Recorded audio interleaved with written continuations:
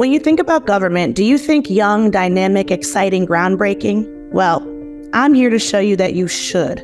Jennifer Harkins and Fletcher Schoen are government wonderkins in the 35 and under set. Whoop, whoop. These two, hostage affairs officers at the State Department, are not only college and rich, but they've managed to pack a ton of public service into their young lives. Now, in case after case around the world, these young leaders are redefining how to bring wrongfully detained Americans home and getting major results. There is a textbook way to do this, and it's not always the way that's going to get people home. You have to be flexible and throw those skills out the window and try something really off the wall. These two have racked up some big wins in the last 2 years, including the release of Trevor Reed and Brittney Griner in Russia, and the release of the CITGO Six in Venezuela.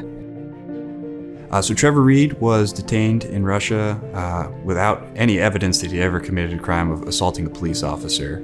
Almost immediately, the Russians approached the United States and wanted to do a deal. And so it was a question of the geometry of that deal. Brittney Griner was detained at the airport in Moscow. When she arrived, they found vape cartridges in her bag. So after about a month or two, the U.S. government decided that she was being used as a political bargaining chip. Between April of 2022, when we got Trevor Reed, to December of 2022, when we got Brittney Griner, we had the entire thing laid out to the point where it was absolutely seamless.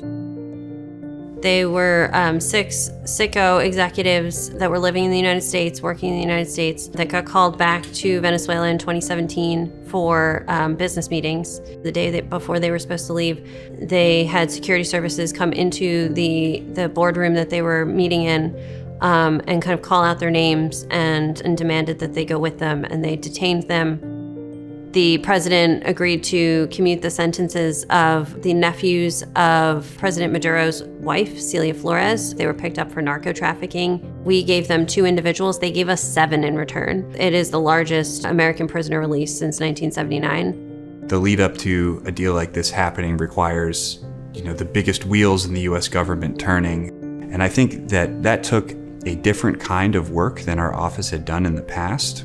And once you've done all this, at this age, where do you go from here? 2 things are clear. They know their work is never done, and this isn't the last we'll be hearing from them. And so for coordinating the release of American hostages and for their tireless service to our country, it is an honor for me to award Fletcher Schoen and Jennifer Harkins the 2023 Samuel J. Heyman Service to America Medal for Emerging Leaders. When everything works out, I don't think I've ever experienced anything like it. But there is still, those who are left behind, the Paul Whelans, the Avon Hernandezes and Gerald Kenmores of the world. We definitely cannot forget them. And it's always tough coming back without somebody, because there's always somebody else that still needs us. Securing the freedom of U.S. nationals who are unjustly detained abroad is one of my highest priorities. Thank you, Jen and Fletcher, for your tireless commitment, for your dedicated public service, for bringing our people home.